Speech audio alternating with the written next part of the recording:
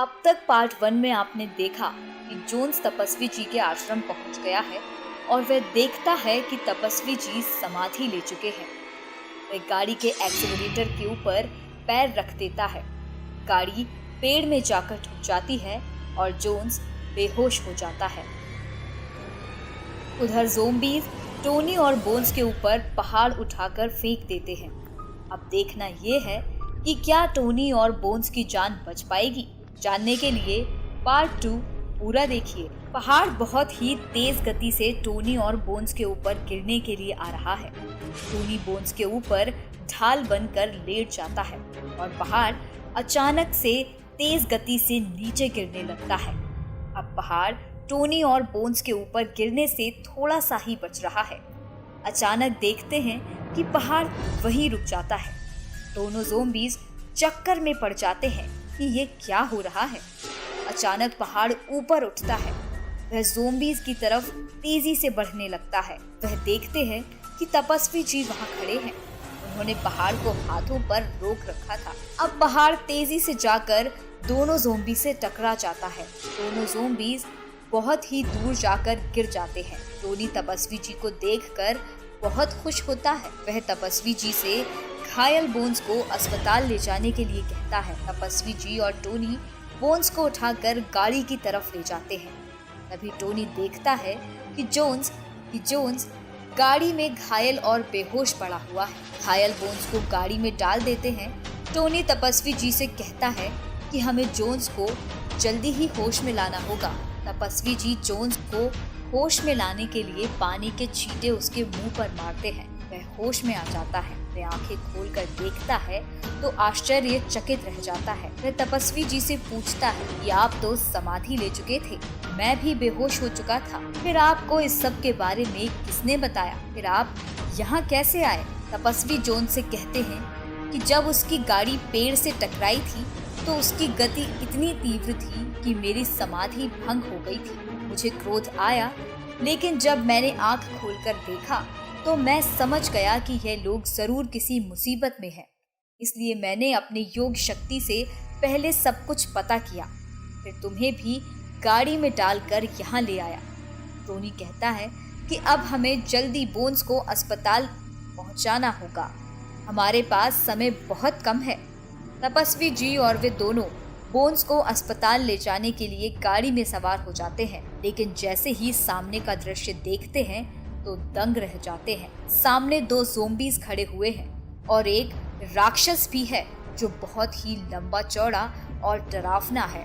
Tony तपस्वी जी से कहता है कि हमें इन्हें चकमा देकर यहाँ से निकलना होगा, क्योंकि अगर हम इनसे लड़ने में समय गंवाएंगे तो बहुत देर हो जाएगी और बोन्स को बचाना मुश्किल हो जाएगा। हमारे पास समय बहुत कम है। वे ये सब बातें ही कर रहे थे, तभी अचानक राक्षस हमला कर देता है। वे एक शक्ति छोड़कर गाड़ी के दोनों पहिए निकाल देता है और पहिए टूट जाते हैं। यह देखकर सभी दंग रह जाते हैं। वे सोचने लगते हैं कि अब क्या होगा, अब बोन्स को बचाना मुश्किल है। अब तपस्वी जी कहते हैं कि ये राक्षस बहुत ही शक्तिशाली है, इसको हराना बहुत मुश्किल काम है, इसलिए मैं इस पर हमला करूंगा और हमें यहाँ से बोन्स को लेकर भागना होगा और जल्द ही अस्पताल पहुंचाना होगा। अब तपस्वी जी हमला करते हैं। वह पहला हमला ज़ोंबीज पर करते हैं, जिससे ज़ोंबीज बहुत दूर जाकर गिरते हैं, और दूसरा हमला राक्षस पर करते हैं, जिससे राक्षस एक मजबूत जंजीर द्वारा एक पेड़ से बंध जाता है। तपस्वी जी अपनी योग शक्ति से एक गोला खींच देते हैं। जोन्स और टोनी से कहते हैं कि इस गोले के बाहर मत आना, मैं बहुत जल्द ही बोन्स को अस्पताल छोड़कर तुम्हें लेने आऊंगा। मेरे अंदर अभी इतनी क्षमता नहीं है कि मैं 3 मनुष्यों को अपनी योग शक्ति से लेकर उड़ सकूं। मैं जब तक वापस नहीं आता तब तक तुम गोले के अंदर ही रहना। अब तपस्वी जी घायल बोन्स को अपने कंधे पर उठाकर अपनी योग शक्ति से अस्पताल की ओर लेकर उड़ जाते हैं।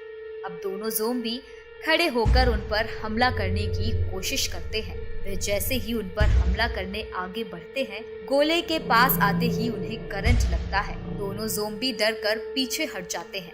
टोनी और जोन्स दोनों ज़ोंबी को नाकाम देखकर बहुत खुश होते हैं। लेकिन ये क्या, ये तो एक नई मुसीबत आ गई है। अब दोनों ज़ोंबीज राक्षस को छुड़ा रहे हैं और उन्होंने राक्षस को छुड़ा भी दिया है। और राक्षस अपनी जादुई शक्तियों से जमीन के अंदर एक सुरंग बनाता है जो गोले के अंदर जाकर निकलती है। दोनों देखकर हैरान रह जाते हैं, पूरी तरह घबरा जाते हैं। अब एक ज़ोंबी सुरंग के अंदर से होता हुआ गोले में प्रवेश करता है। जैसे ही उसका मुंह गोले के अंदर से ऊपर की ओर आता है, टोनी और जोन्स उसके मुंह पर लात बजाने लगते हैं। वे घबराकर नीचे चला जाता है। टोनी और जोन्स की इस हरकत से राक्षस को बहुत ज्यादा गुस्सा आ जाता है। इस बार राक्षस चाल खेलता है। वह एक ज़ोंबी को सुरंग के द्वारा अंदर भेजता है। जैसे ज़ोंबी बाहर को मुंह निकालता है, दोनों उसके मुंह पर लातें बजाने लगते हैं। इसी बीच राक्षस जादुई शक्ति से दूसरी सुरंग खोद देता है और दूसरा ज़ोंबी उसके अंदर से चला जाता है और पीछे से गोले में पहुंच जाता है। दूसरा ज़ोंबी टोनी और बोन्स को पीछे से गर्दन से पकड़ लेता है, लेकिन वे दोनों लगातार पहले ज़ोंबी पर लात बरसाते हैं, जिससे पहले वाला ज़ोंबी अंदर सुरंग में धंस जाता है। दूसरा ज़ोंबी पीछे से दोनों को बुरी तरह दबोच लेता है, जिससे दोनों तड़पने लगते हैं, फड़फड़ाने लगते हैं। दोनों का दम निकलने लगता है। लेकिन तभी जोन्स को ध्यान आता है कि उसकी जेब में कुछ चाकू टाइप रखा है। वह जेब से चाकू निकालता है और पीछे वाले ज़ोंबी के पेट में घुसा देता है, जिससे वो दोनों को छोड़ देता है। वह गिर जाता है। अब राक्षस और ज्यादा क्रोधित हो जाता है। उसकी आंखों में खून उबलने लगता है। वह गुस्से में सब कुछ तहस नहस कर देना चाहता है। इतने में ही पहले वाला ज़ोंबी सुरंग के अंदर से निकलता है और दोनों पर हमला कर देता है। दोनों ज़ोंबीज लड़ने लगते हैं। टोनी और जोन्स एक साथ हाथ पकड़कर ज़ोंबीज को जोरदार पंच मारते हैं। ज़ोंबी उड़ते हुए दूर जाकर गिरते हैं, लेकिन वह तुरंत उठ जाते हैं और वापस फिर से हमला कर देते हैं। इस बार दोनों बुरी तरह भयभीत हो चुके हैं, क्योंकि इस बार हमला बहुत ही खतरनाक है। ज़ोंबीज बहुत ही तीव्र गति से हवा काटता हुआ सुरंग के अंदर से होकर गोले में निकलता है और दोनों को पंच मार देता है। दोनों दूर जाकर गिरते हैं। आखिर वही हुआ जिस बात का डर था। वे दोनों ज़ोंबीज से लड़ते लड़ते गोले से बाहर आ गए। अब टोनी और जोन्स के चेहरे पर डर साफ दिखाई दे रहा है और राक्षस अत्यधिक प्रसन्न हो रहा है, क्योंकि दोनों गोले से बाहर आ गए हैं। राक्षस दोनों पर एक शक्ति छोड़ता है, जो शक्ति जोन्स को बचाने के चक्कर में टोनी को लगती है। अब टोनी और जोन्स के चेहरे पर डर साफ साफ दिखाई दे रहा है और राक्षस अत्यधिक प्रसन्न हो रहा है, क्योंकि उसने दोनों को ही गोले से बाहर निकाल दिया है। टोनी वहीं पर बेहोश हो जाता है। जोन्स अपने दोस्त को बेहोश देखकर ये बर्दाश्त नहीं कर पाता है। वह गुस्से से पागल होने लगता है और राक्षस को मारने के लिए आगे बढ़ता है, लेकिन राक्षस भयानक शक्ति का प्रयोग कर उसे बेहोश कर देता है।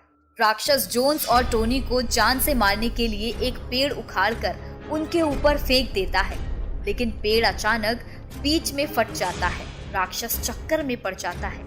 तभी वह देखता है कि वहां तपस्वी जी आ चुके हैं। अब राक्षस की खैर नहीं। अपने शिष्यों को घायल अवस्था में देखकर तपस्वी जी के क्रोध की सीमा नहीं रहती। वे ज़ोंबीज पर भयंकर प्रहार कर देते हैं। उनके प्रहार से ज़ोंबीज वहीं ढेर हो जाते हैं। अब तपस्वी जी क्रोध में आकर राक्षस को एक स्ट्राइक मारते हैं। राक्षस दूर हो जाता है और दूर जाकर गिरता है। तपस्वी जी के भयंकर प्रहार का असर इतना था कि राक्षस ठीक से खड़ा भी नहीं हो पा रहा था। अब तपस्वी जी दूसरा स्ट्राइक मारते हैं और राक्षस दूर जाकर गिर जाता है। फिर तपस्वी जी अपनी मंत्र शक्ति से राक्षस पर बिजली टाइप गिराते हैं, जिसके प्रभाव से राक्षस के टुकड़े टुकड़े हो जाते हैं और तपस्वी जी अपने शिष्यों को होश में लाते हैं और घर वापस चले जाते हैं।